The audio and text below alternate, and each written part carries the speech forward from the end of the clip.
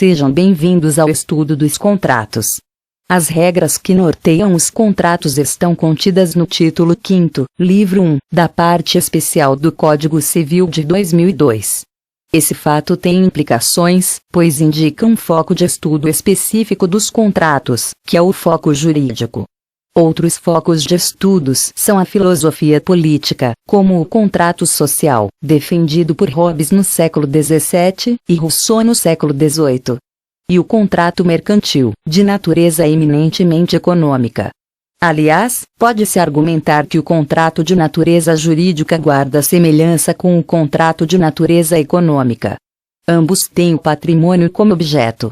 Mas o jurídico contém elementos de natureza constitucional, como a dignidade da pessoa humana. O econômico apela para a racionalidade individualista, sem considerações outras além do estritamente pactuado entre os envolvidos. Em nosso estudo, focaremos o contrato enquanto instituto jurídico. O objetivo do curso é abordar de modo sistemático a teoria dos contratos. Modo sistemático implica entender e dominar os princípios e institutos que formam a teoria. Por sua vez, entender e dominar implica estudar os contratos como são utilizados hoje. Assim, questões históricas, como os contratos no direito romano, não serão tratadas. Na formação dos contratos, alguns institutos, como a proposta de contrato, o contrato com pessoa a declarar, e o pré-contrato, terão abordagem mais minuciosa em razão da importância econômica no mundo atual. Mas abordar os contratos apenas de modo teórico não é eficaz. É necessário o desenvolvimento de uma experiência prática. Cada instituto tem um campo de aplicação específico. Na vida profissional, sem a habilidade de identificar contextos e o instituto mais adequado para resolver um problema, o simples conhecimento teórico é irrelevante. É preciso sempre lembrar que os profissionais são requisitados quando existem problemas a serem resolvidos. Na progressão do curso, técnicas de soluções de problemas litigiosos contratuais serão desenvolvidas. Neste momento, é necessário enfatizar o porquê do estudo da teoria dos contratos.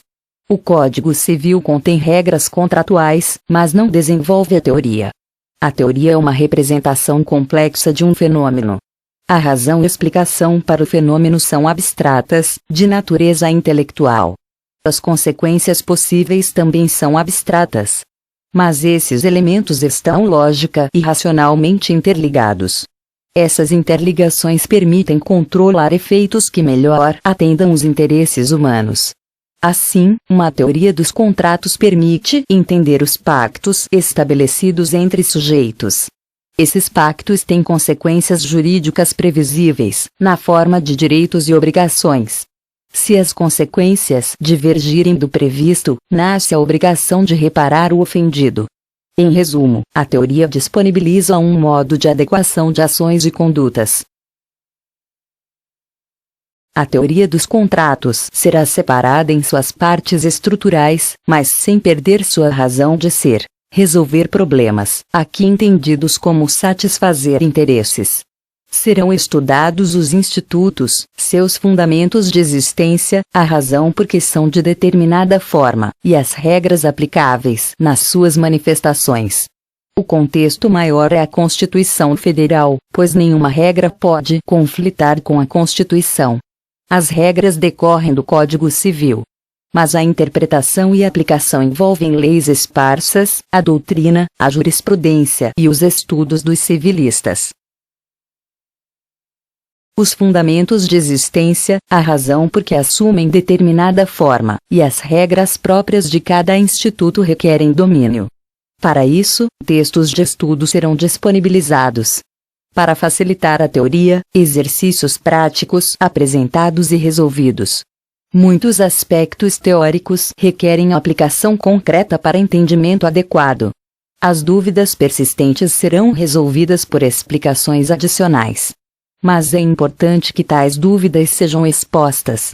Também estarão informados textos para leituras suplementares. A experiência profissional se desenvolve pela abordagem sistemática. A simples tentativa de memorização não é eficaz, pois lhe falta a experimentação. Os detalhes são percebidos pelo envolvimento pessoal. Daí a necessidade de engajamento do estudante, pois é impossível uma pessoa desenvolver experiência prática por outra. Uma teoria do contrato não tem o mesmo sentido que o contrato individualmente considerado. Uma teoria é abrangente, o contrato é específico. Uma teoria é abordagem abstrata, o contrato é caso concreto. A teoria é a guia para a criação do contrato. Por isso, a teoria é uma concepção viva, que se renova continuamente. Os estudiosos, a doutrina, a jurisprudência e a prática alimentam e renovam a teoria continuamente. Renovada, esta induz novas interpretações e aplicações, que voltam a renová-la. Mas esse processo circular tem o contrato por objeto. O objeto do contrato é satisfazer as aspirações e necessidades humanas. A existência da teoria é um processo circular. O fim do contrato é satisfazer aspirações e necessidades humanas. O dever do profissional da área jurídica é entender, dominar e deixar guiar-se pela teoria. O resultado concreto é o atendimento dos requisitos determinados pelo cliente na elaboração contratual.